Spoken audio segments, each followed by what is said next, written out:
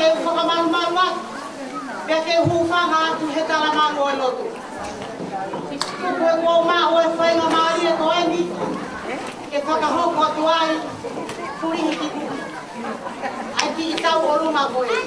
Ko e tau orunga e ni, o tonga ka e a hoko I tu I mana. Alu te lahi, te ko I whānau kono. Ta koe ki I whewhine tau orunga. Koe o whewhine ene o e paresi teni o sasi tonga hou e ki. Taine ko ārisi I kātoanga.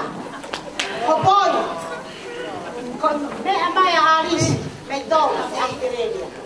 Koe fo I whakalangi te. O ka teha me aia e maa. Ka koe fia pe ke mai ai te whakakoponga e ngā whae. He ku mawilo pe ko ho whae o ku ulu te fua. Pa neongo ene ulu te fua. Ka aku hangeha kiri a ene ngahi. Tangutuanga, moi tuanga, moi ngoto moi hafua. Ka koe tainen ko ārisi.